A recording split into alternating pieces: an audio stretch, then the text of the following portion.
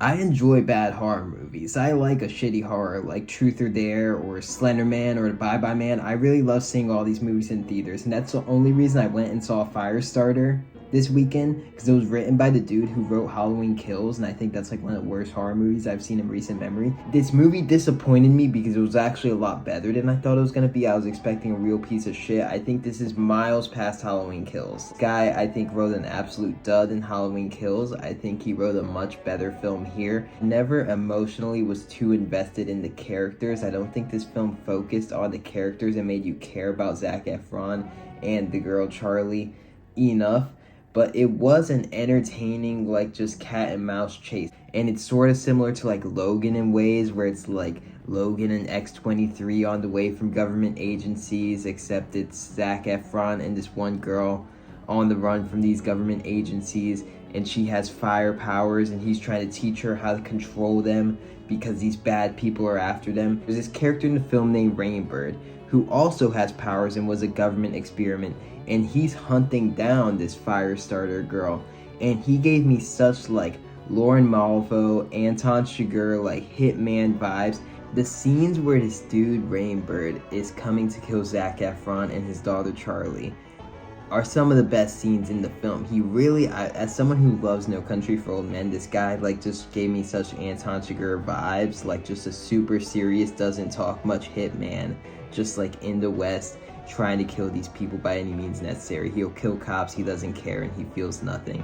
And this scene where he goes to kill Zac Efron's wife in the film was, like, one of the coolest scenes in the entire movie for me, and I think it's worth watching alone for Rainbird.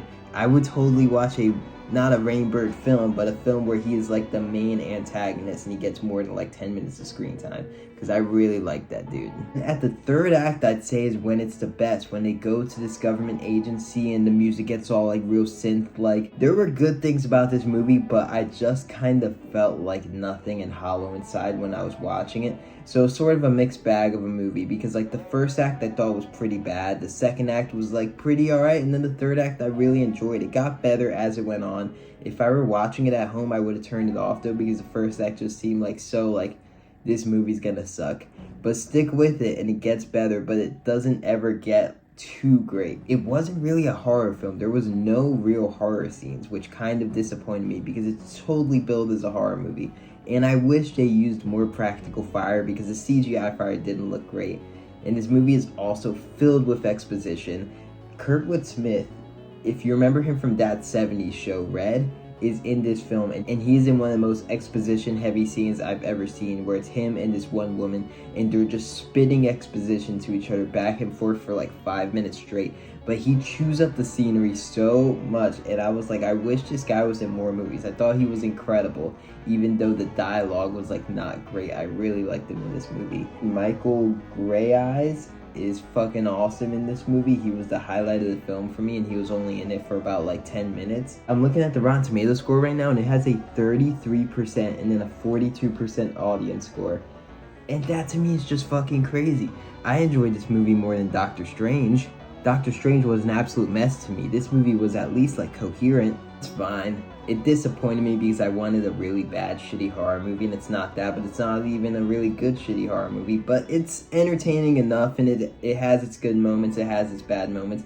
But in a year where we really haven't had much great horror so far, and Nope is a whiles away, I think Firestarter is worth checking out if you have a horror craving that needs to be filled. Kind of feels like an X-Men prequel about some mutant being named Firestarter.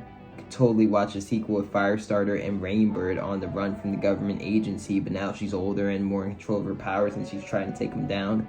They'd never make a Firestarter sequel, but I could watch that. Better director, better writer. Thanks for watching. Like, subscribe, or dislike and unsubscribe. Peace.